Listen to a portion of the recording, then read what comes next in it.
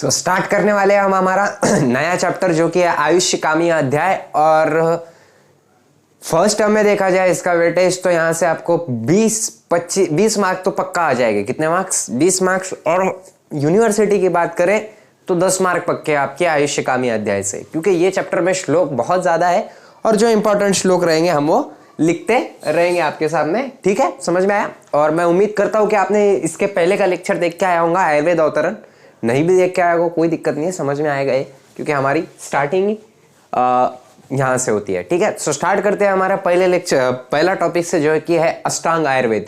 तो अष्टांग आयुर्वेद क्या होता है? देखो वहां पर श्लोक दिख रहा होगा, काय बाल ग्रह उद्रांग शल्य दृष्टा जरा वर्षान अष्टो अंगानी तस्याहु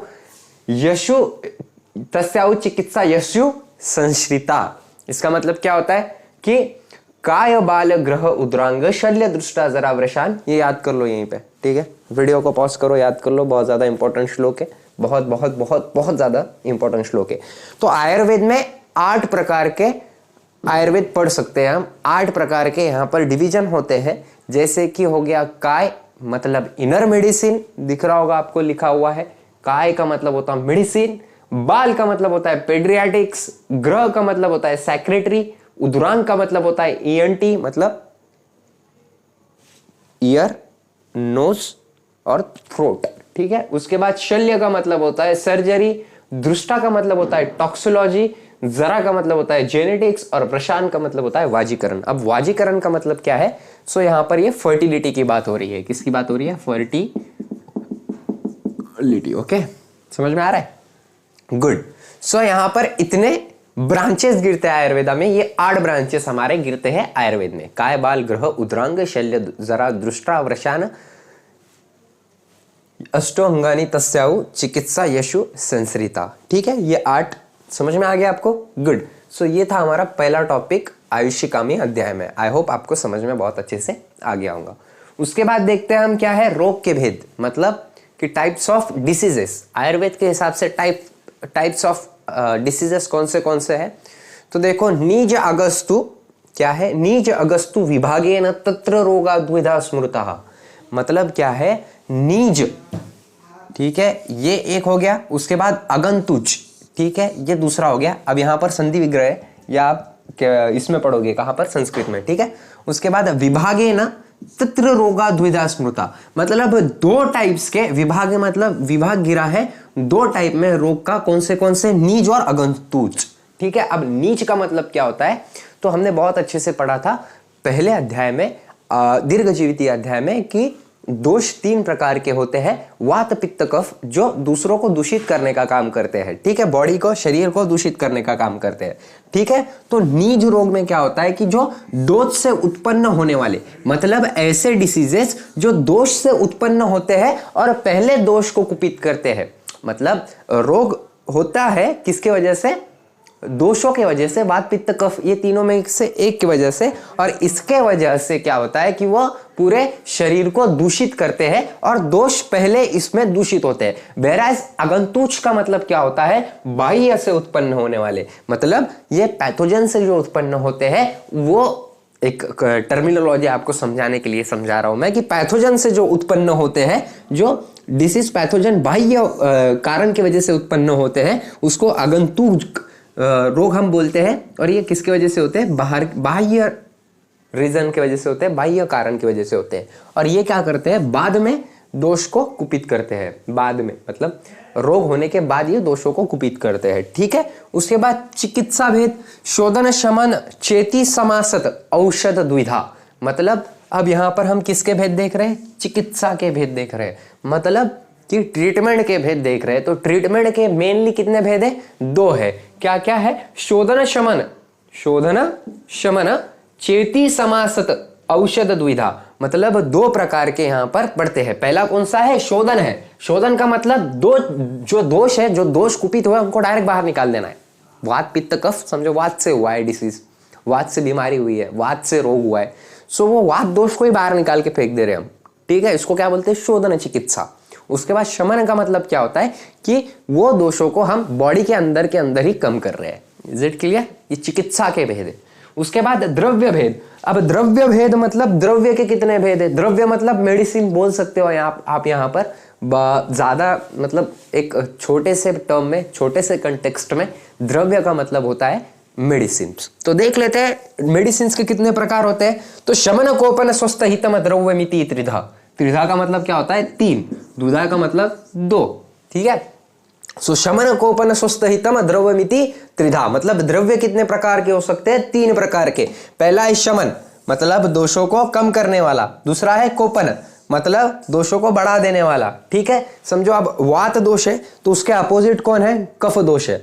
तो जो वात दोष बढ़ा है तो हम इधर से कफ दोष बढ़ा के वात दोष को पैरेलल कम करने की कोशिश कर रहे हैं, ठीक है, समझ में आया, गुड। सो ये कोपन का काम है। उसके बाद स्वस्थ हितम। अब स्वस्थ हितम मतलब जो इंसान के रोग को, इंसान के शरीर को क्या बना के रखता है, इंसान के शरीर को बलकट बनाने का काम करता है, ताकतवर बनाने का काम करता है। जैसे हमको हमारी मम्मी बोलती है, अम्मी बोलते हैं हमारे मम्मी कि रोज सुबह को दूध पिया कर, तो वो क्या हो गया, स्वस्थ हितम हो गया। क्या हो गया, स्वस्थ हितम।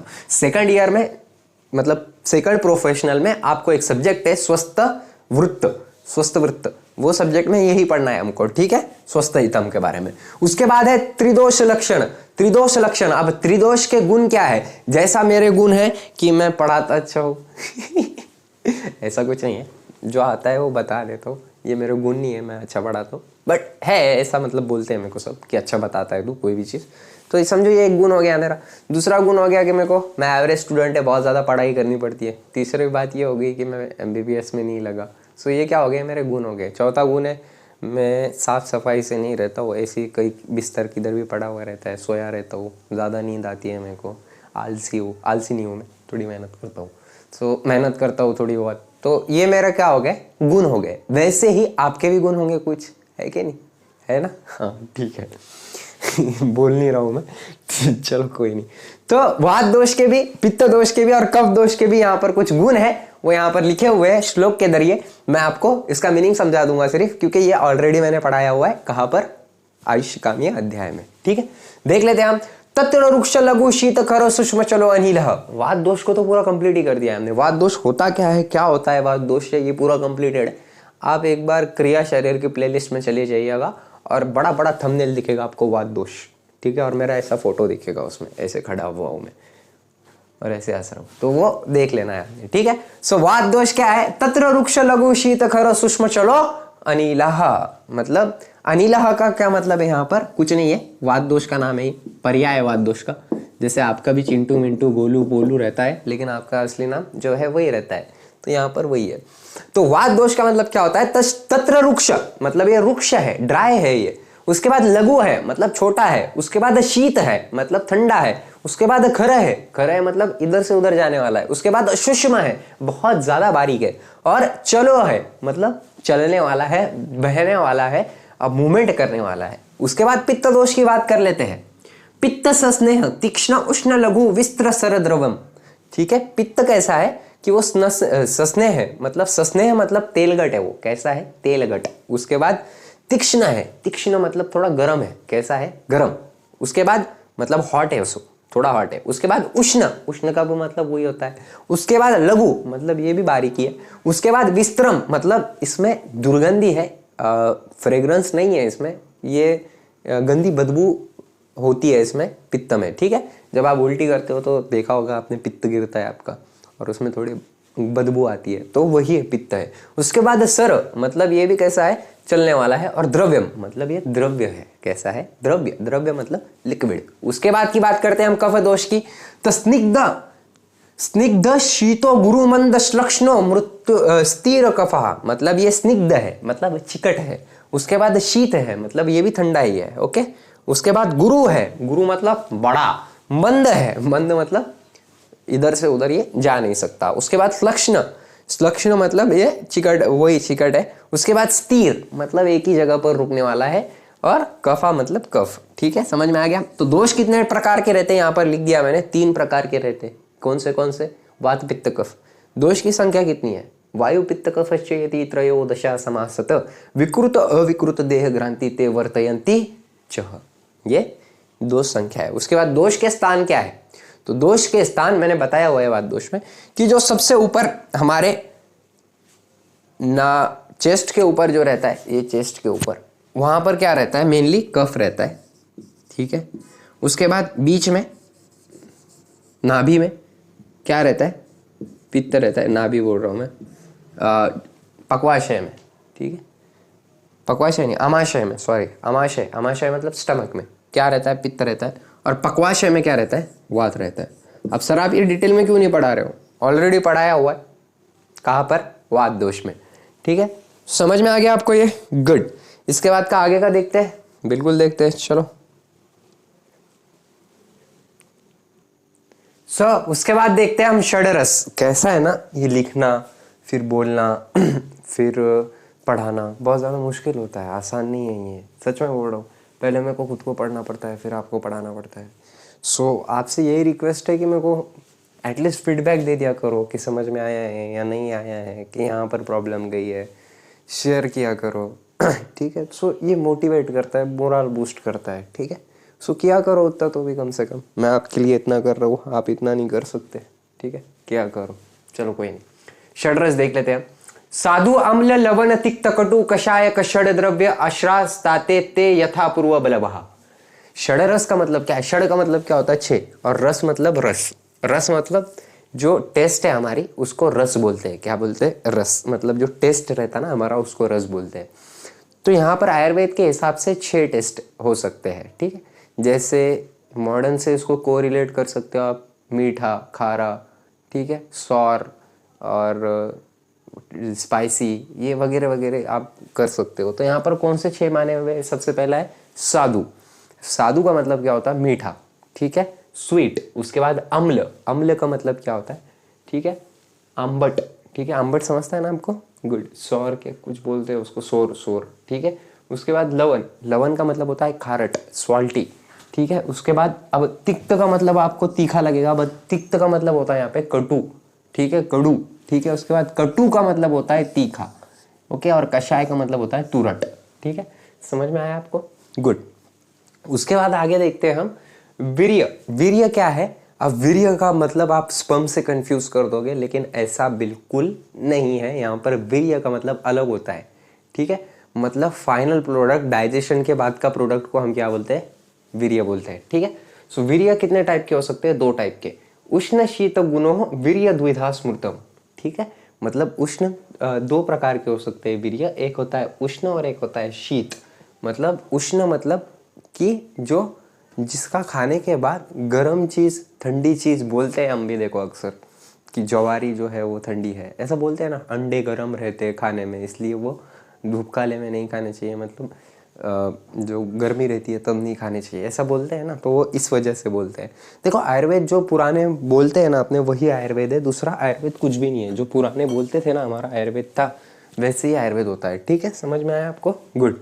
उसके बाद मनोदोष, विपाक, विपाक देख लेते हैं। विपाक का मतलब भी यही होता है कि एंड प्रोडक्ट क्या है हमारे डाइजेशन का। तो त्रिधा विपाको द्रव्यस्य साधु अम्ल कटुकात्मक, ठीक है, आप याद करो ये, मैं पानी पी लेता हूँ।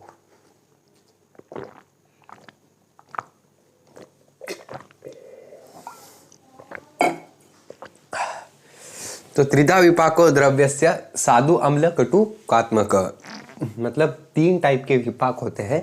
कौन से, एक है साधु मतलब मीठा, देखा है ना हमने, गुड।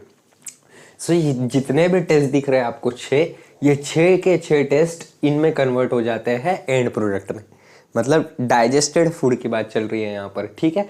साधु होता है एक मीठा वाला, अम्ल होता है आम्बट वाला, और कटु होता है कौन से वाला, तीखा वाला। इज इट क्लियर, ये तीनों कन्वर्ट हो जाते हैं कब, डाइजेशन के टाइम में। ये तीनों का एंड प्रोडक्ट, ये 6 का एंड प्रोडक्ट ये बनता है। अब वो कौन से का क्या बनता है, ये हम कहाँ पर देखने वाले हैं, द्रव्य विज्ञानियम में, ओके, गुड। 5वां 6ठा चैप्टर है, 2nd टर्म में है, ठीक है। तो स्टार्ट करते हैं हम। उसके बाद मनोदोष, मनोदोष क्या है अब यहाँ पर, तो यहाँ पर लिखा हुआ है रज एवं तम, मन के दोष कौन से, मन के 3 टाइप, मन में 3 चीजें होती है, सत्व रज तम, ये पढ़ाया हुआ है मैंने आयुर्वेद निरूपण में, ठीक है, वो देख लेना एक बार, पदार्थ विज्ञान का टॉपिक है। तो सत्व का मतलब क्या होता है, मन में सत्व होता है, और सत्व का मतलब होता है कि जो बहुत ज्यादा अच्छा है, मन का एक पार्ट ऐसा जो बहुत ज़्यादा अच्छा है। और रज मतलब जो दूसरों से लालसा रखता है, दूसरों से जलन रखता है। और तम का मतलब यही होता है, तम का मतलब ये वो दूसरों से गुस्सा, आलसीपना, ये सब बिठा के बैठता है। तो ये मन के दो दोष है। कौन से? तम और रज। ठीक है, रज और तम। तो इसको हम अच्छा कैसे कर सकते हैं? तो यहाँ पर लिखा हुआ है धी धैर्य आत्मादि विज्ञान मनोदोष परम। मतलब क्या है इसका? मन दोष को, ये मन के दोष जो रहते हैं कि लालच करना, आलसी हो जाना वगैरह वगैरह, दूसरों के बारे में गलत सोचना, दूसरों की जो तरक्की है उसको देख के जलना।